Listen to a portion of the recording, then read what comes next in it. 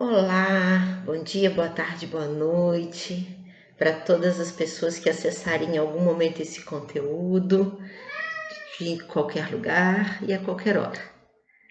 Então, hoje eu queria refletir um pouquinho sobre a questão do julgamento. Com todo o histórico de vida que eu tive, eu transitei muitas vezes na vida em caminhos de 880, né? Os extremos, né? As polaridades extremas, as dualidades extremas. A coisa da escorpiana que vai das trevas à luz. E aí o que eu percebo? Eu transitei entre a imoralidade e a moralidade, e isso tem tudo a ver com a questão de julgamentos, né? Tanto do auto-julgamento quanto do julgamento do outro. Dentro desses extremos de imoralidade e de moralidade, as experiências que eu vivenciei na prática, as histórias, as situações nas quais eu me envolvi na prática,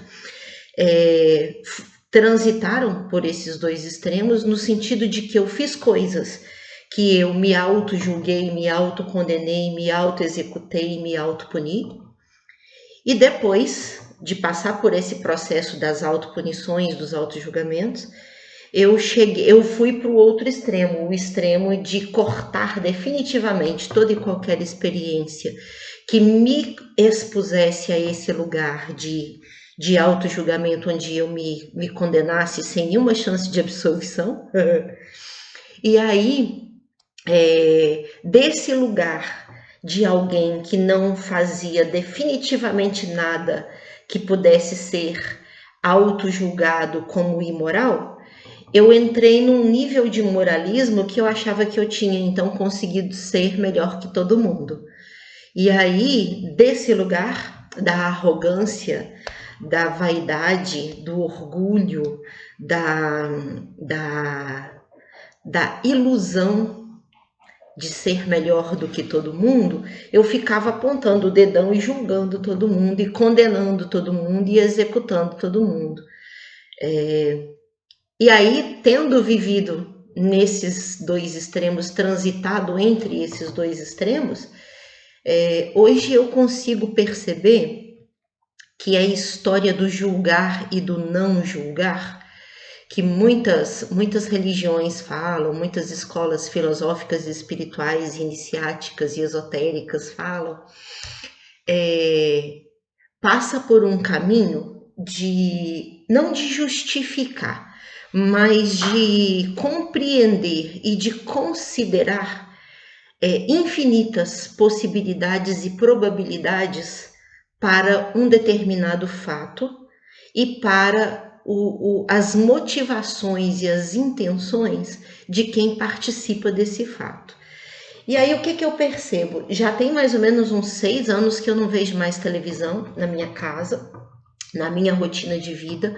Eu exterminei da minha vida todo e qualquer material que alimentasse a minha mente com imagens e com áudios e com referências de violência, de agressividade, de coisas negativas, de coisas pesadas, de coisas hediondas, de coisas muito, muito grotescas. Eu tirei isso do meu contexto. Mas como eu trabalho como cuidadora de idosos, eu estou sempre dentro da casa de alguém. E 99% das vezes é na casa de alguém que fica ligado nessas coisas. E aí, querendo ou não, a gente acaba tendo algum contato, né? Eu não consigo tirar definitivamente da minha vida isso enquanto eu estiver trabalhando em ambiente doméstico, né? Convivendo com pessoas que cultuam as mídias, cultuam a televisão, cultuam a internet, cultuam o rádio, cultuam o jornal e a revista, que só promovem esse tipo de mentalidade, esse tipo de informação, esse tipo de notícia, né? Que é uma desinformação, na verdade, né? Um desserviço em todos os aspectos. Mas mantendo esse contato, né? Tendo esse contato e tendo essa referência, assim, do quanto a minha vida mudou para melhor, do quanto a minha vida ficou mais pacificada, do quanto a minha vida ficou mais estável, mais tranquila, mais equilibrada, tirando esses elementos da minha rotina, e o quanto ainda é muito desagradável ter que conviver com esses elementos quando eu entro na rotina de outra pessoa. Mas, de novo, né, as referências extremadas, né? Eu eliminei, mas em alguma instância eu tenho contato. E aí isso me dá um discernimento de começar a perceber e observar, assim, como que as pessoas lidam com isso, né? Então, por exemplo, é muito comum dentro das casas que eu trabalho, no horário de noticiários, a família se reunia ali ou para almoçar ou para jantar, que coincide sempre, né, com esses horários, e elas acabarem debatendo com a televisão sobre a notícia que elas ouvem, né? E fazendo os julgamentos próprios e as condenações próprias. E todo mundo sempre tem, assim, uma ideia, uma postura, um posicionamento, uma sugestão do que deveria ser feito com o estuprador, do que deveria ser feito com o ladrão, do que deveria ser feito com o cara que compra o produto do ladrão, o que deveria ser feito com a vítima, né? A vítima do estupro, a vítima do roubo, a vítima do assalto, a vítima da corrupção, e o que deveria ser feito com os políticos, o que deveria... Todo mundo tem uma opinião, né? Formada, configurada sobre o que deveria ser feito com cada elemento, com cada personagem dos fatos que estão sendo apresentados ali nas manchetes da violência e do terror e da mediocridade do máximo das mazelas humanas, né? Que é o que permeia sempre esse tipo de noticiário. E aí eu fico pensando assim, e se não for, né? E se a gente considerasse que aquilo que está sendo falado na notícia não é a verdade? Porque se a gente parar para pensar, quem noticia essas coisas, né, o lado sombrio e hediondo da vida, primeiro que ele é noticiado como manchete, porque manchete dá ibope, ibope dá dinheiro, e dinheiro dá poder, né? E o mundo funciona em cima desses elementos. Então, algum nível de distorção deve ter. Só em primeira análise, algum nível de distorção deve ter. Porque todas as redes vão noticiar a mesma coisa, então algumas precisam fazer essa coisa, né, essa notícia parecer uma manchete um pouco mais alardeada do que as demais emissoras vão fazer, porque eles concorrem, né, pelos mesmos patrocinadores da grana. Então, quem dá a notícia primeiro, quem dá a notícia com mais alarde, quem dá a notícia com mais de forma mais chamativa, tudo isso cria um diferencial que traz a grana, né? Que traz o dinheiro, que traz a visibilidade, que traz a projeção pública, né? E aí, eu sempre, né, agora, nesse momento atual da minha vida, depois de ter passado por todos esses extremos, por todos esses lugares, eu fico observando assim, e se a gente considerasse que aquilo que está sendo dito e sendo mostrado já vem com uma tendência de lados, né? A notícia ela é dada já de uma forma que ela já comunica quem é a vítima, quem é o algoz, quem está certo, quem está errado, e fundamenta, né? Quem está errado por quê, quem é vítima por quê. E se a gente considerasse que por trás dos fatos que estão claros aos nossos olhos e ouvidos, existissem fatos que a gente desconhece, existissem fatos que a gente não tem acesso, existissem fatos que não justifiquem, mas expliquem os acontecimentos, e que se a gente tirasse desses acontecimentos o elemento midiático, o elemento chamativo, o elemento da manchete, e olhasse para os fatos puramente buscando uma compreensão, será que a gente não veria cada um dos personagens envolvidos ali naquele fato de uma forma mais amena, ou mais misericordiosa, ou mais compreensiva? Ou será que a gente não identificaria, ao se aprofundar mais na busca pelos elementos que não estão claros e óbvios, justificando aquele fato? E se a gente aprofundasse e buscasse esses elementos e a gente entendesse essas pessoas não isoladamente pela notícia, expostas na notícia de forma pescada, pensada e isolada, mas se a gente entendesse aqueles elementos dentro do contexto da realidade deles próprios, será que o nosso posicionamento a respeito daquele fato seria o mesmo? E tudo isso, todas essas reflexões e ponderações e discernimentos acabam me levando a uma conclusão, que a gente, quando as religiões e as escolas espirituais e filosóficas e iniciáticas nos propõem o não julgamento, elas meio que estão dizendo para a gente assim: você não está habilitado a julgar porque você desconhece a totalidade dos fatos. E se a gente parar para pensar, ninguém na face da Terra, ninguém encarnado, ninguém, nem os juízes, nem a polícia, nem a vítima, nem o algoz, nem ninguém tem conhecimento da totalidade dos fatos para se autonomear um juiz verdadeiramente justo, isento, capaz de considerar todos os fatos, todos os lados, todos os contextos, todas as realidades de todos os envolvidos e fazer um julgamento verdadeiramente justo.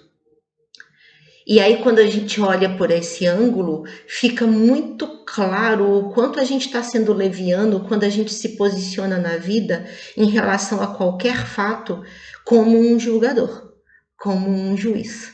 Claro que a gente precisa, por exemplo, da profissão do juiz, do advogado, da polícia. É óbvio que a gente precisa disso e é óbvio que a gente ainda precisa de uma ordem, de uma lei, de referências que direcionem as nossas vidas no convívio social, no convívio coletivo, porque a gente ainda não tem uma autoconsciência desperta e elevada o bastante para a gente se pontuar apenas pela consciência de certo e errado, de bom e de ruim, e ficar acima desse bem e desse mal. Então a gente ainda precisa de elementos externos que pontuem, que determinem, que fiscalizem e que punam, julguem e punam os fatos que acontecem na vida da gente.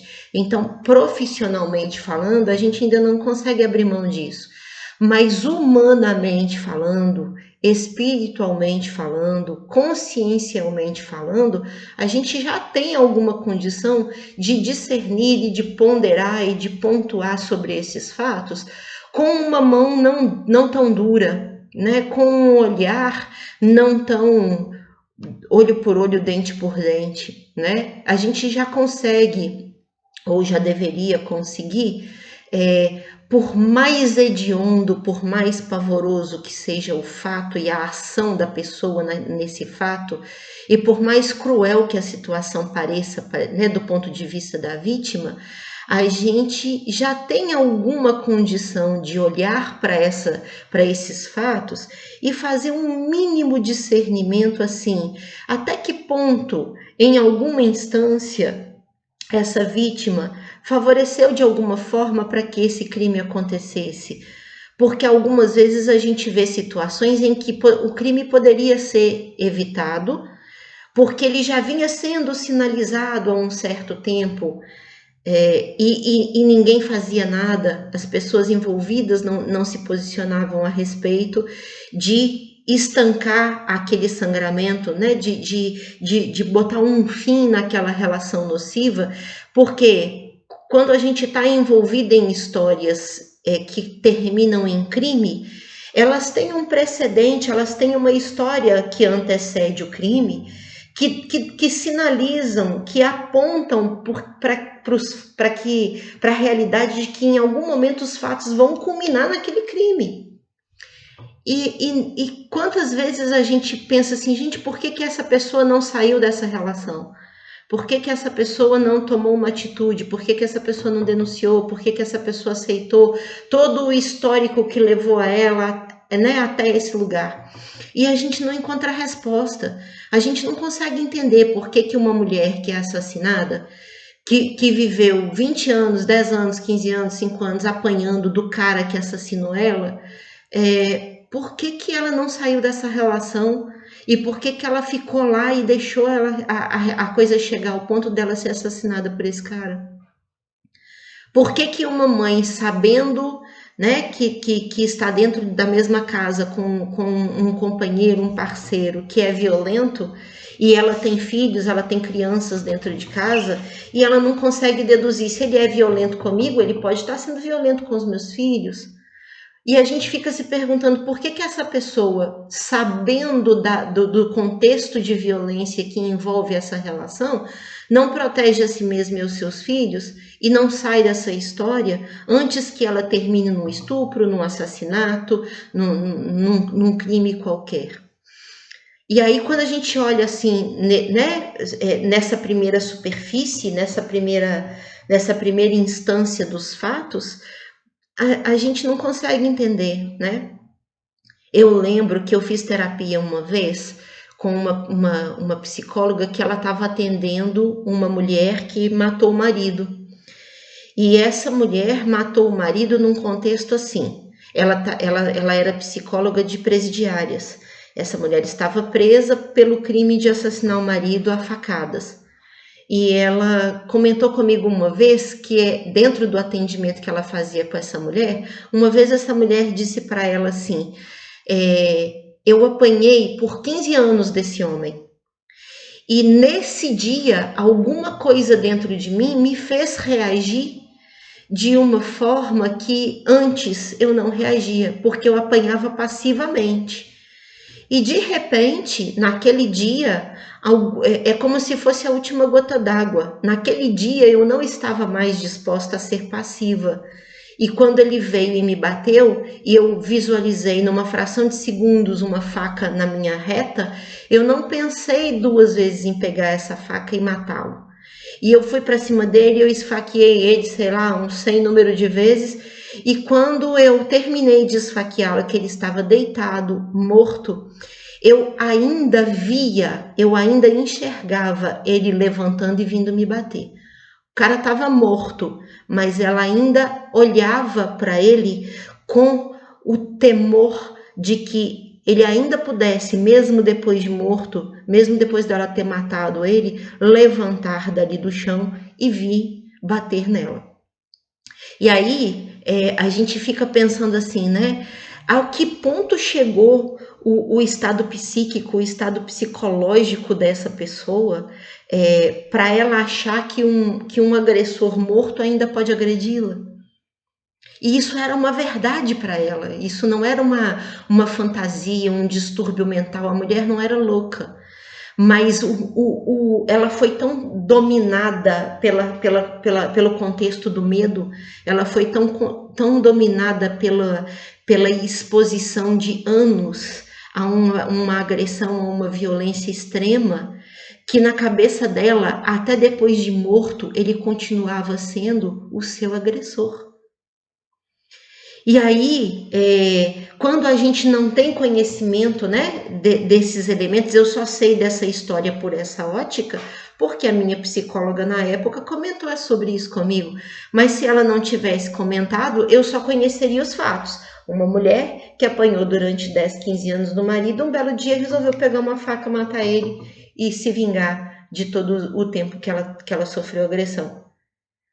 Mas eu não teria acesso à notícia, se isso fosse uma notícia, essa notícia não diria qual foi o contexto psíquico, psicológico, emocional que essa mulher estava no momento em que ela tomou a decisão de cometer um ato criminoso que exterminaria a vida desse homem.